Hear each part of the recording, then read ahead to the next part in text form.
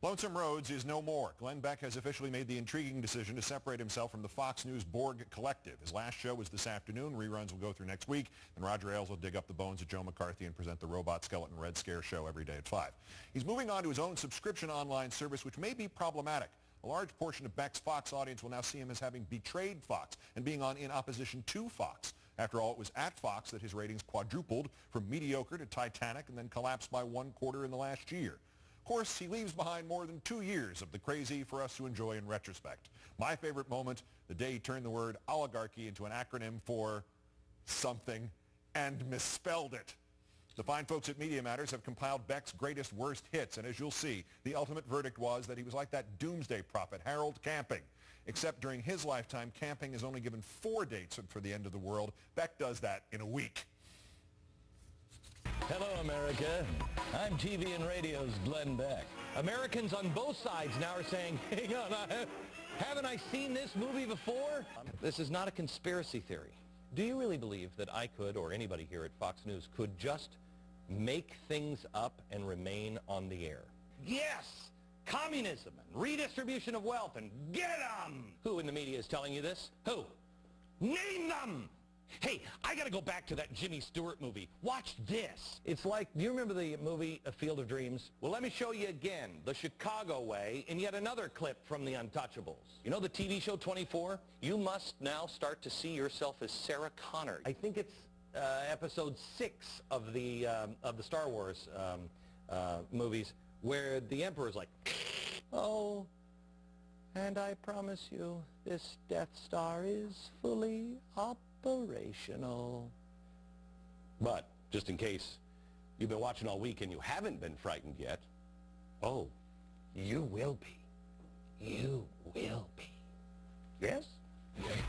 Fix the auto companies, he will. Oh, yes. Our government is standing over here when the real villains are driving away. A man and a woman, or a man and a man, or a woman and a woman? Why not a man and a woman, a woman and a woman? It may sound crazy, but it's really not. This is what nobody wanted you to see. But you know what?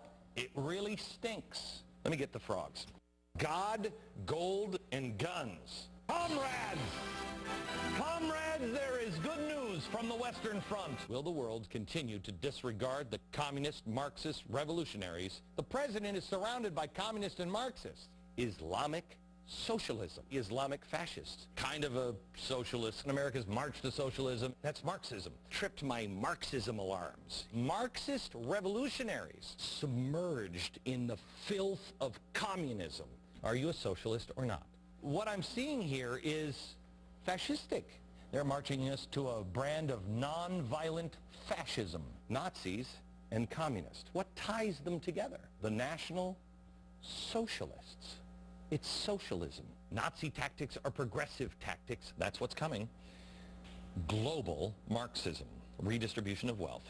This is something that is going to be remembered one way or another as the slavery or slave debate of our time. He's going to send millions of Americans into modern-day slavery. Illegal immigration is modern-day slavery. They'll sell you and your children into slavery. He is addicting this country to heroin, the heroin that is government slavery.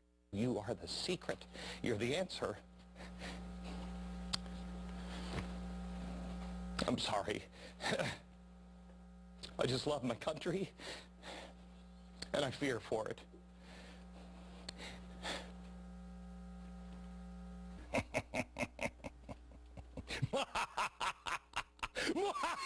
America, I'm going to shoot straight with you. I think I've wasted your time. This is the worst television show in the history of television, and I apologize for that. For years, people have asked me why I called him Lonesome Rhodes, and lately they have asked me what will happen to him. For answers, I suggest you watch it tonight, one of the most underrated films of all time, A Face in the Crowd, 1957, starring Andy Griffith as Lonesome Rhodes, a no-good drifter with a gift for gab who becomes America's top TV host and is then brought on to advise an ultra-conservative presidential candidate. Rhodes, abusive, power-crazy, cynical, is about to step into government as Secretary for National Morale. He thinks his mic is not on as he insults them as trained SEALs and insists, I can make the people eat dog food and think it's steak. That's when the woman who discovered him, Patricia Neal, destroys him by turning his microphone on. A little more dramatic than simply quitting to go to pay-per-view, but with possibly the same outcome. It's given to ad exec Walter Matthau to answer the question Lonesome Rhodes asks after his dramatic fall. What's going to happen to me? Suppose I tell you, says Matthau, exactly what's going to happen to you. You'll be back on television, only it won't be quite the same as it was before. After a cooling off period, someone will say, why don't we try him again in an inexpensive format? People's memories aren't too long, and in a way, he'd be right. Some people will forget. Some won't. You'll have a show, maybe not the best hour, top 10, maybe not even in the top 50. You'll have a show, it just won't be quite the same as it was before. And a couple of new fellas will come along, and soon a lot of your fans will be flocking around them. Then one day someone will ask, whatever happened to what's his name? You know, the one who was so big, the #1 fella a couple of years ago. He was famous.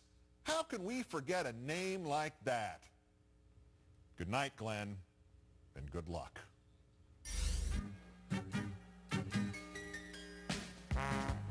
Firefighters and teachers and police.